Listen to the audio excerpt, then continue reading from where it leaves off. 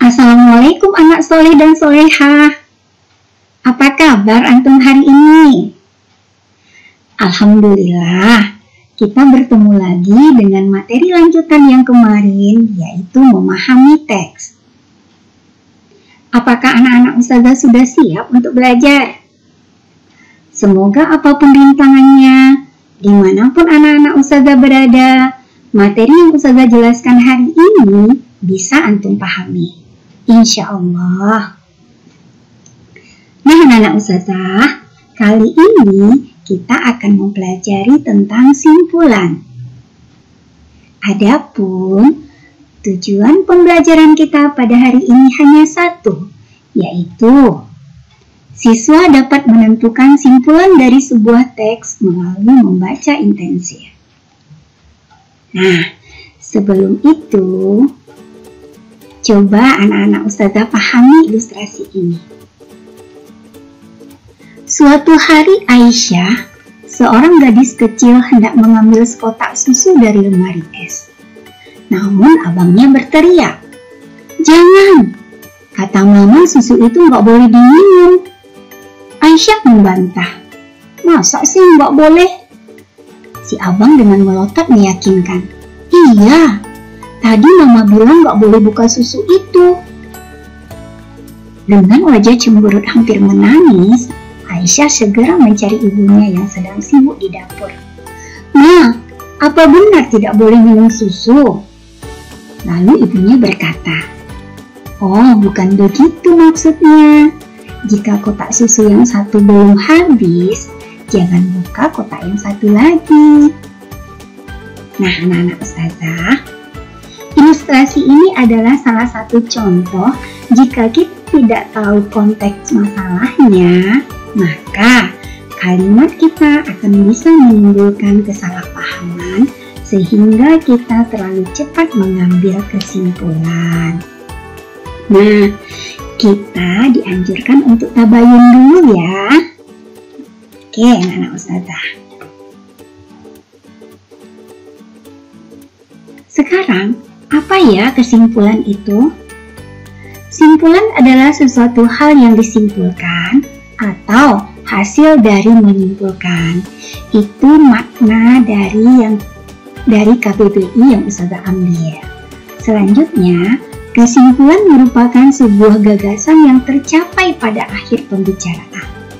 Dengan kata lain, kesimpulan adalah hasil dari suatu pembicaraan. Dalam soal bahasa Indonesia, selalu terdapat pertanyaan wacana tentang menyimpulkan teks. Perlu strategi dalam mengerjakan soal-soal tersebut karena teksnya cenderung panjang atau banyak. Sedangkan waktu yang disediakan itu hanya sedikit. Lantas, bagaimanakah cara menentukan simpulan itu? Nah, coba antum perhatikan. Cara menentukan simpulan.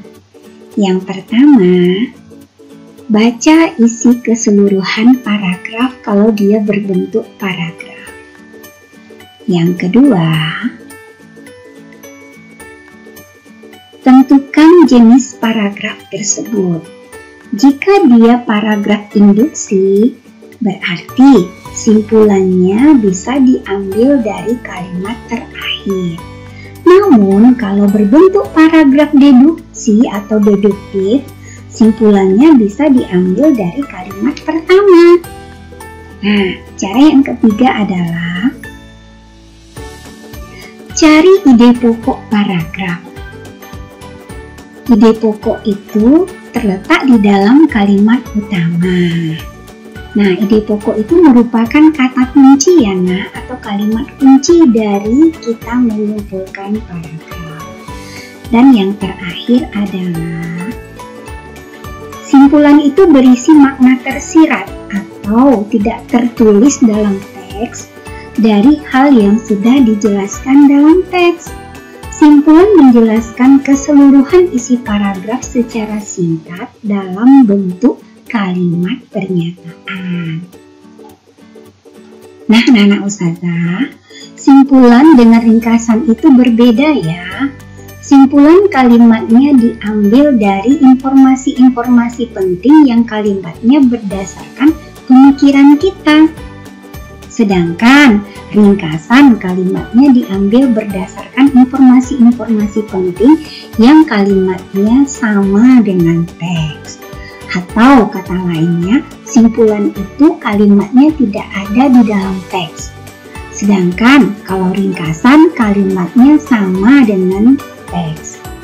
Nah, anak-anak ustazah, kita lanjut ke contoh soal. Antum perhatikan soal ini. Tidur merupakan salah satu cara menjaga tubuh agar tetap sehat. Orang yang tidur 8 jam per malam bisa dipastikan lebih sehat dibandingkan orang yang sering bangun sepanjang malam. Tidur yang baik memulihkan sistem imun. Ketika tidur pulas di malam hari, kadar melatonin meningkat dan memperbaiki imunitas. Nah, tidak baik juga ya kalau tidur selalu, apalagi siang hari. Oke, dari teks itu, jika kita disuruh menentukan simpulan dari paragraf itu adalah A. Tidur yang cukup sebaiknya kurang dari 8 jam sehari. B. Tidur yang cukup dapat meningkatkan imunitas diri. C. Tidur dengan waktu cukup dan berkualitas dapat melindungi diri dari penyakit. D. Tidur yang cukup adalah tidur yang tidak bangun-bangun sepanjang malam. Nah, menurut antum, yang manakah simpulan dari teks tersebut? Sudah tahu? Oke, jawabannya adalah iya, C. Alhamdulillah. Siapa yang benar? Oke, ustazah lanjut satu contoh lagi ya. Coba antum perhatikan. ASI atau air susu ibu adalah sumber makanan utama bagi bayi. ASI mengandung banyak nutrisi penting bagi bayi. ASI mengandung asam amino yang diperlukan untuk proses tumbuh kembang otak bayi. Selain itu, ASI mengandung zat untuk kekebalan tubuh bayi. Nah, soalnya simpulan paragraf di atas adalah A. ASI adalah sumber makanan utama bagi bayi. B. ASI adalah sumber makanan utama bayi karena mengandung berbagai nutrisi yang penting untuk bayi. C. ASI mengandung zat untuk kekebalan bayi. D. Asam amino diperlukan untuk proses tumbuh kembang otak bayi. Nah, sekarang antum perhatikan, lihat dulu kalimat utamanya. Setelah itu, antum melihat informasi penting dalam teks itu.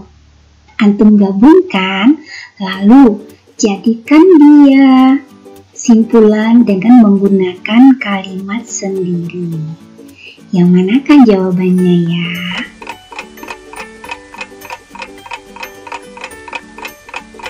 Iya benar, jawabannya adalah iya, B.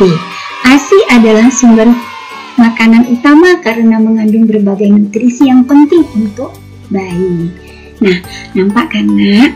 Contohnya dari contoh ini, simpulan paragraf ini Ustazah ambil dari kalimat utama ditambah informasi penting yang ada di kalimat penjelas, lalu kita gabungkan dan kita buat kalimatnya sendiri. Jadi intinya kalimatnya tidak sama persis dengan kalimat yang ada di dalam paragraf. Nah, anak-anak Ustazah harap antum paham dengan materi ini. Mudah-mudahan apa yang saya sampaikan ini bermanfaat untuk antum. Selanjutnya kita akan latihan di Google Form ya. Assalamualaikum nak.